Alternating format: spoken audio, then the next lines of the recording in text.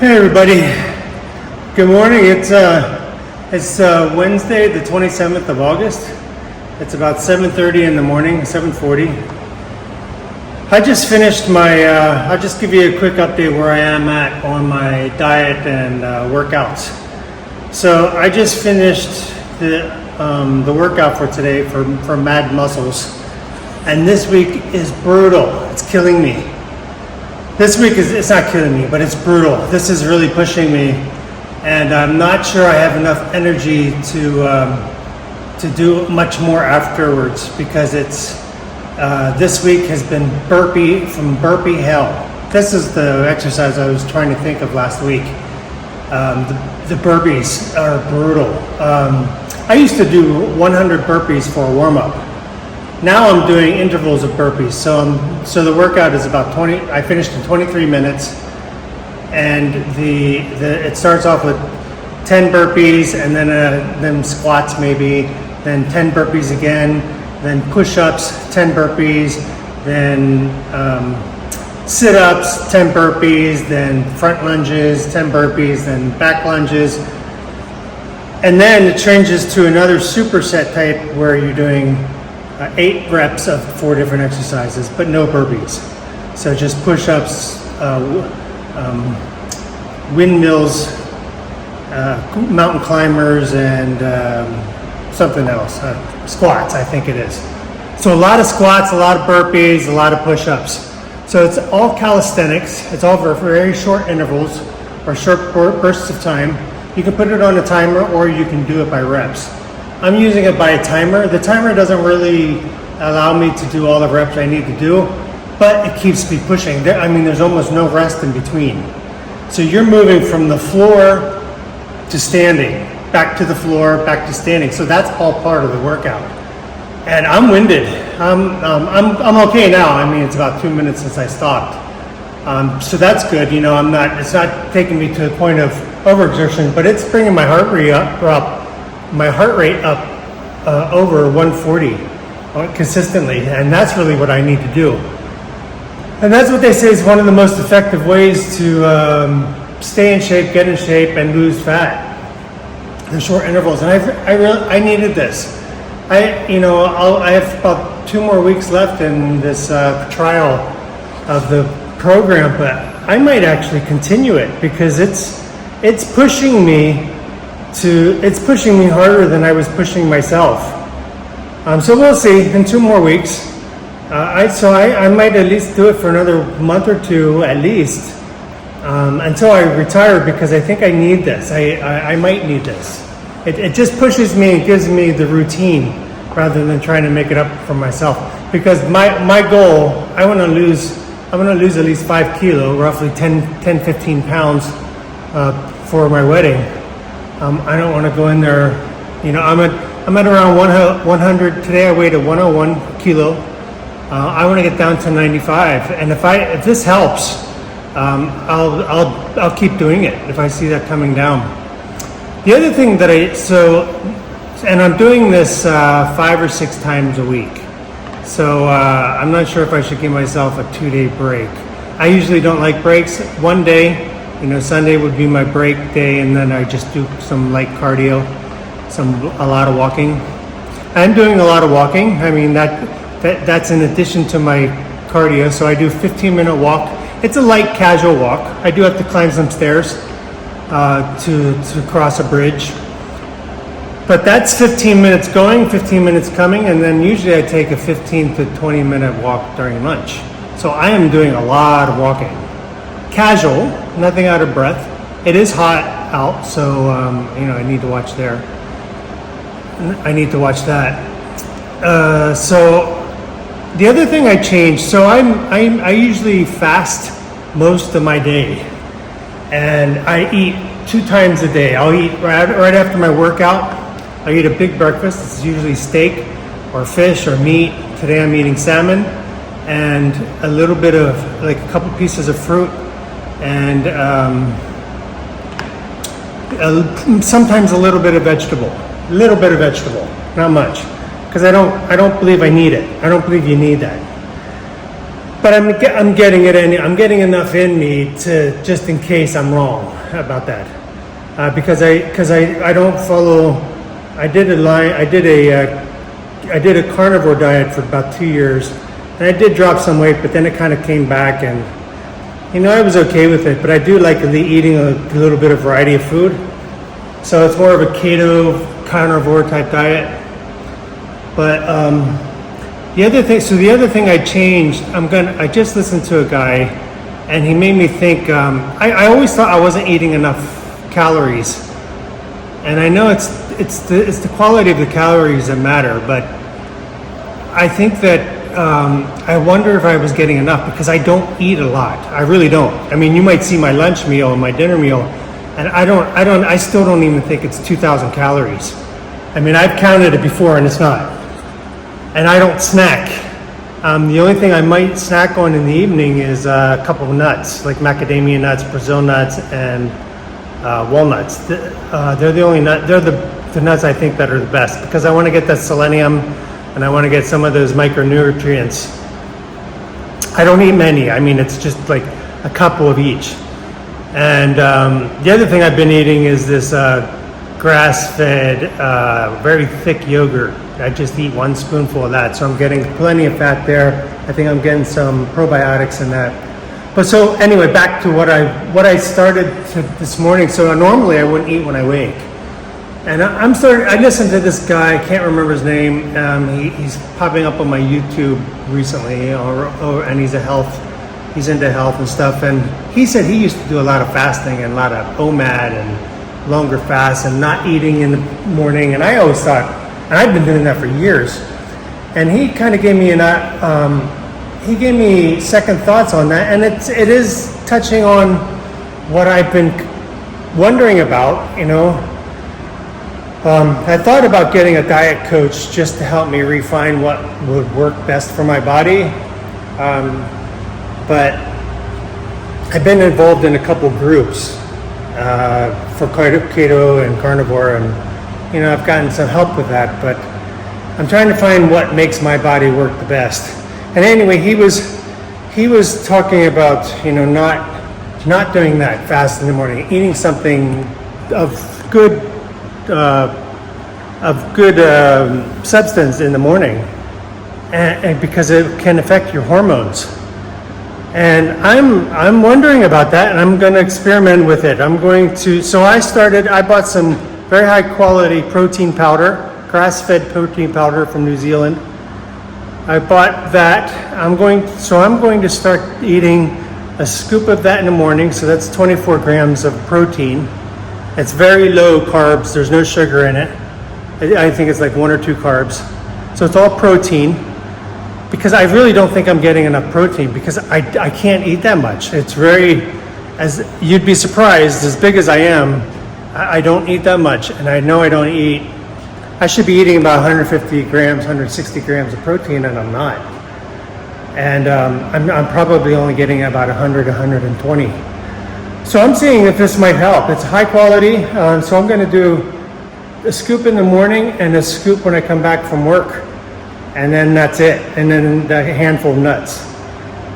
Just to see if it helps. And the other thing I'm adding in the morning is, aside from my teaspoon of creatine, I take creatine in the morning and a creatine at night. The other thing I'm adding is a spoon of beef tallow. So it's beef fat. So I just started that this morning, and I know good quality fat is very good for you. Duck fat, tallow, eggs, egg yolks, because you need the cholesterol, the good cholesterol, and the good fats. So I'm going to see if that might help me over the next couple months. So it's not a huge change, but I think it's enough that I'm interested to see if it helps me, because I just cannot eat more than I am eating already. I don't know why. Maybe since I had my gallbladder removed. I'm not sure. So that's my workout and that's my diet.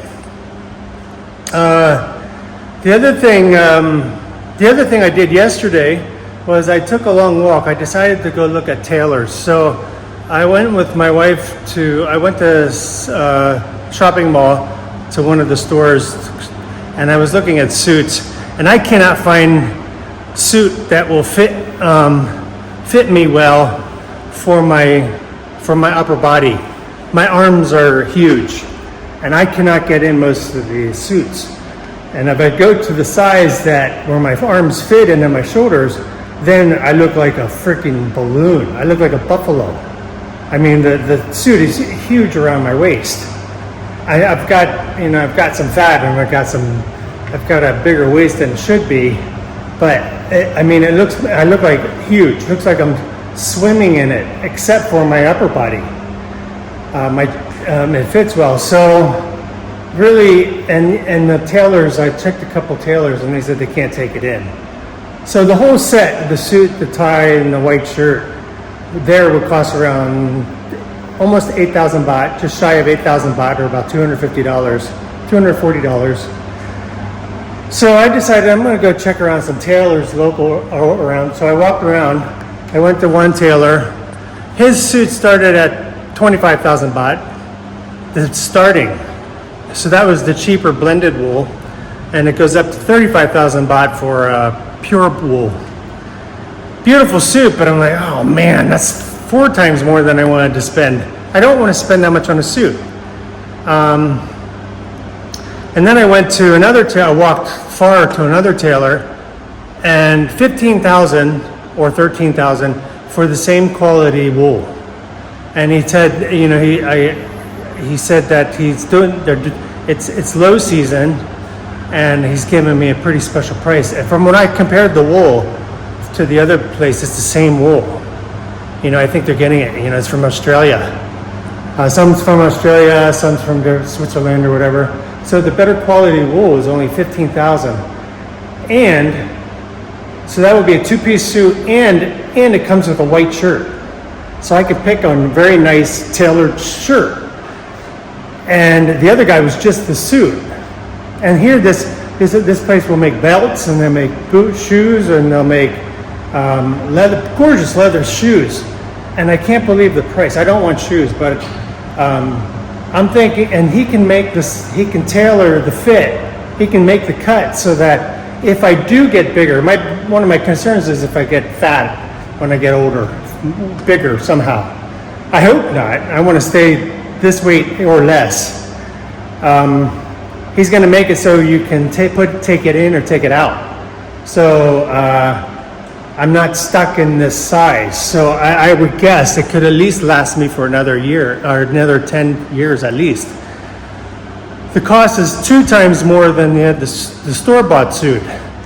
So roughly $500 for a suit and the shirt. And the tie. He might throw in the tie. He hesitated, but he might throw in a tie. So twice the amount, and I'm getting a customized suit that should fit me well. And I saw some of this stuff, and it's gorgeous. It does very good work. He had some suits set up, some work done hanging out for a customer who was coming to pick it up, and just beautiful. So I think my sister gave me something to settle my mind over this, because I'm like, I don't have a suit. I haven't worn a suit in 15 years. So this is a suit for my wedding. I don't know if I said that. So I haven't worn a suit in 15 years. I wore a sports jacket twice. Let me take that back. I wore a suit when I was in the U.S. 2 years ago for my parents' funeral. And I don't think I can wear that suit again. But it's in the U.S. anyway. I can't use it. I can't bring it here. And it's still not nice enough. It's not nice enough for this wedding and my wife's dress. So I'm really struggling with buying a suit that I probably won't wear, especially I'm going unemployed, when am I going to wear that again? She said, well, there's events that come up. I'm like, yeah, but how often are they? But it's probably good I have a pair of black pants and I have a black coat, jacket. And, I can mix and match, and I probably will need that. I'm getting older, and she said funerals are coming up and people getting married, and but do I want to wear the same suit that I wore for my wedding? I don't know. Would that be weird? Or I can just mix and match.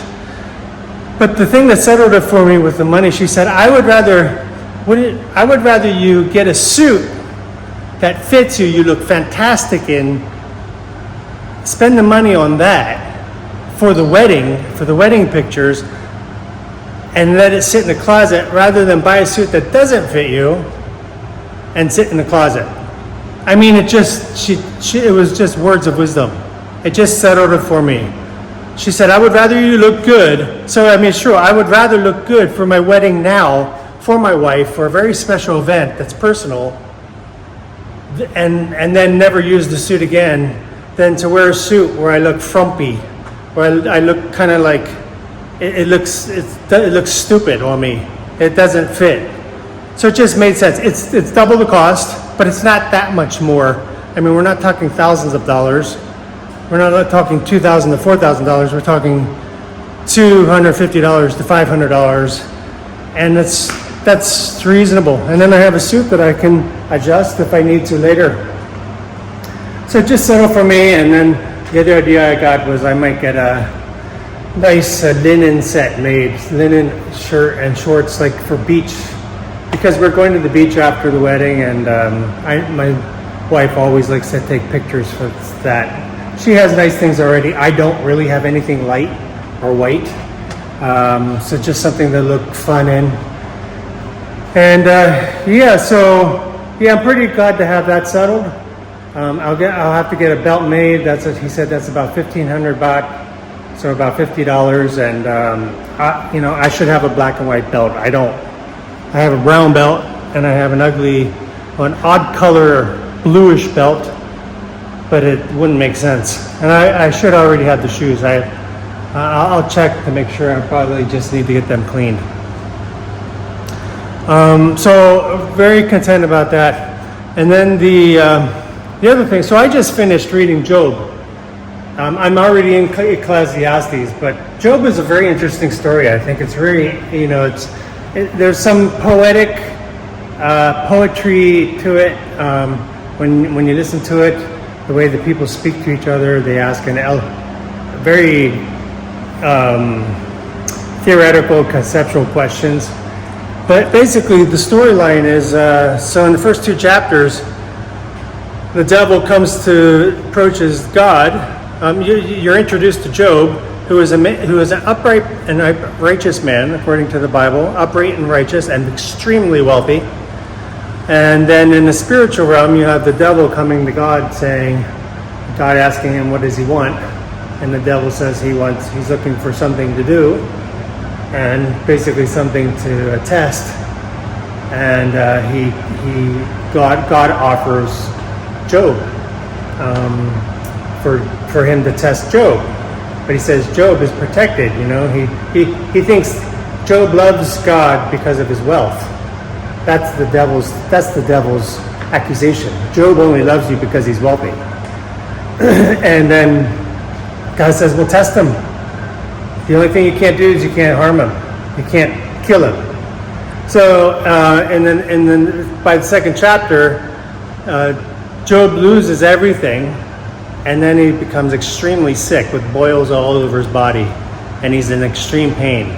And then his three friends come to see him, and then they sit in silence for 7 days, and then they start talking. Job talks, and then the others rebuttal. And basically, for the next 38 chapters, God is silent, but the friends basically tell Job, you did something wrong. That's why God's punishing you. And Job's like, in one chapter, he says, I didn't do anything wrong. I don't know what I did. I'm willing to hear God and to know what I did wrong. I'll repent. And then another chapter, he's kind of like accusing God. He's a bit disgruntled. And I think what it shows is the normal emotions of a human going through first being upset that you did guilty about you did something wrong, and then you're blaming God, and then at some point you're back to saying I will still trust God, and it just shows the human challenge of faith. And one moment he's blessing God, one moment he's accusing God, and the next moment he's accusing himself. And his friends were no help at all. I mean, they just said, you did something wrong. And God doesn't speak up until the last two to three chapters. So it's 44 44 chapters long, I believe. 43, 44, 42. In the last 2 to 3 chapters, God finally speaks up and says, okay, God, Job, what do you want to say to me? And Job's like, what did I do? What happened? What did I do? And God says, he goes through this long eloquy of, did you do this? Do you know how the birds fly? Do you know where they get their food? And all these questions about the world, the philosophy around the world. Or not philosophy around the world, but basically ask him a whole plethora of questions around, do you know how the world works? Can you answer these questions? And in these 2 chapters, God actually talks about the behemoth and the leviathan. So these are 2 creatures that supposedly were living at that time, that were well known, but were like, arguably, I think there's a debate about it from what I'm seeing and what I'm hearing and what I'm reading. There's a debate over what these creatures actually were.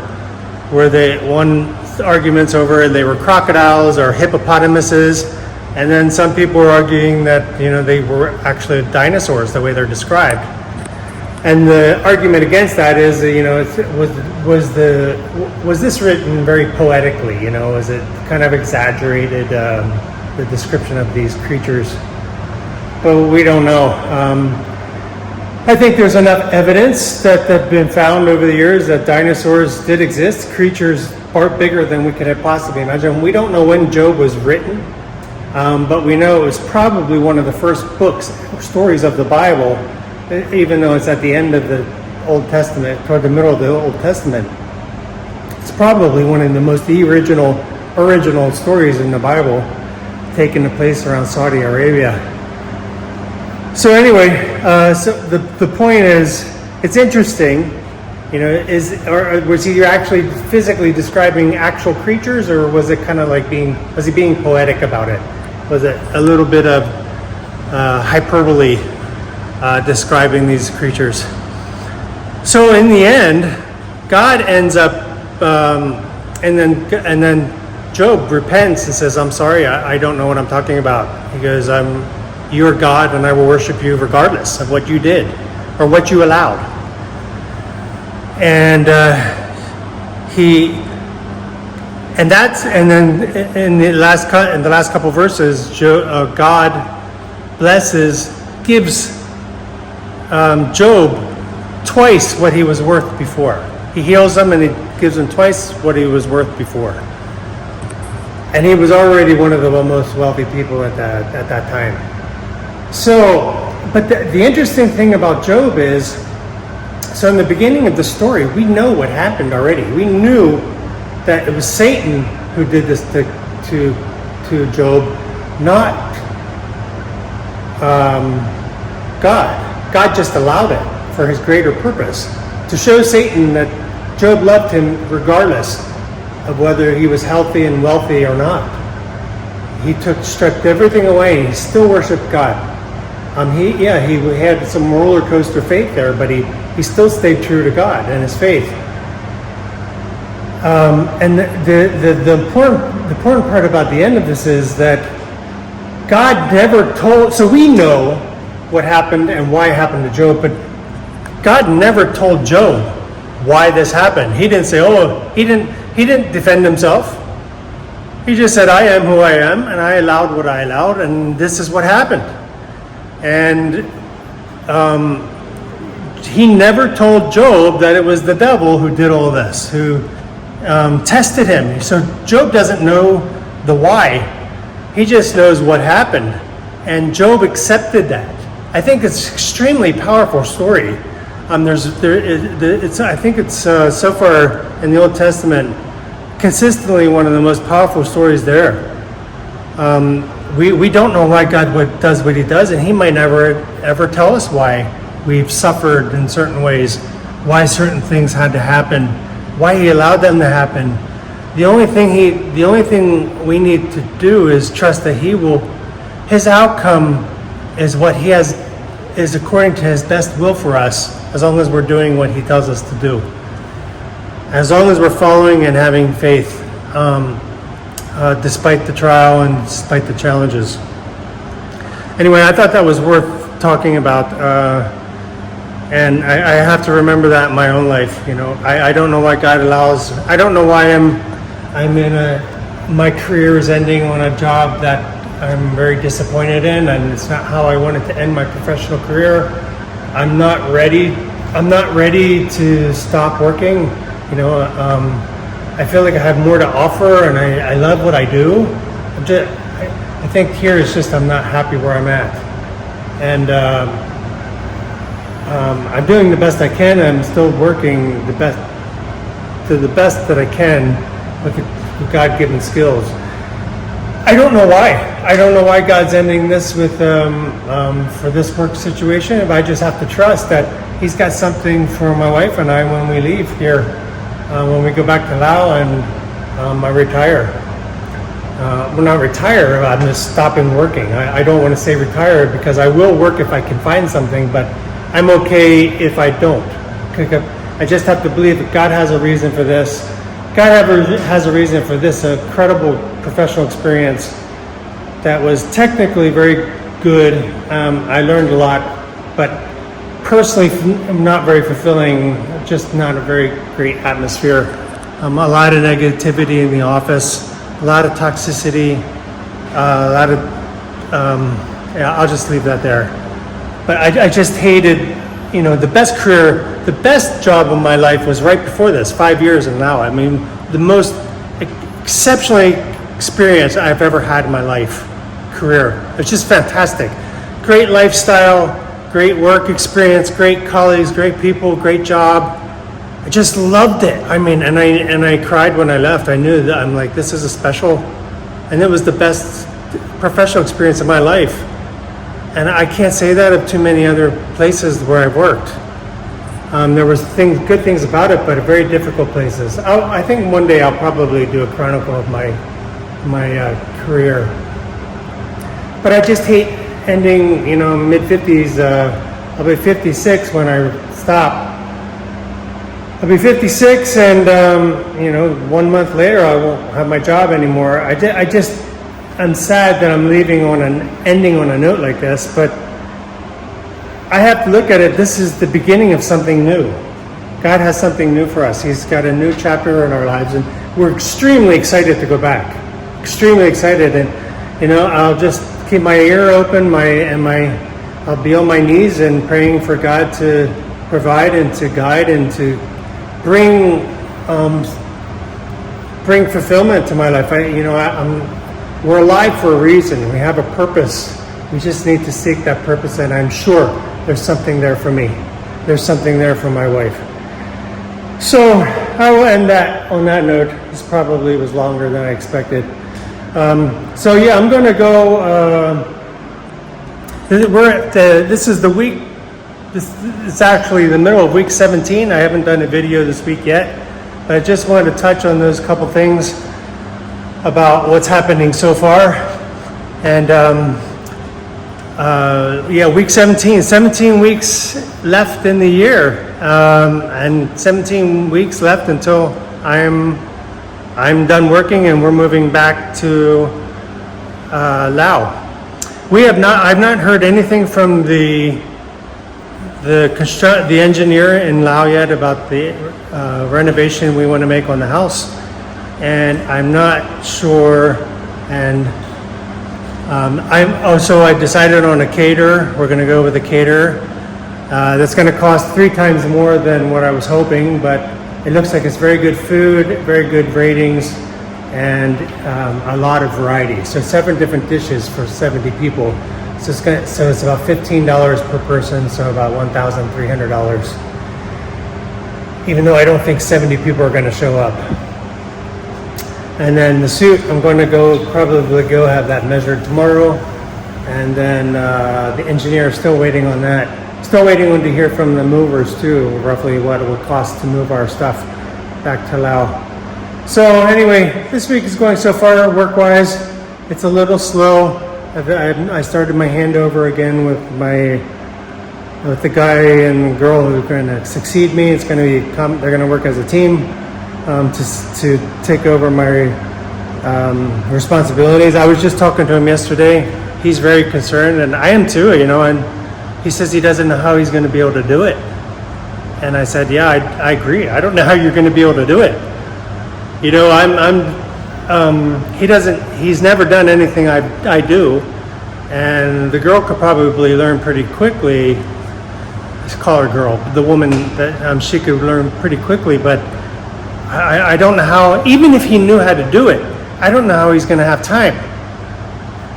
I mean, we're busy, our days are busy. It's not like how are they going to absorb this more sophisticated technical side of the work?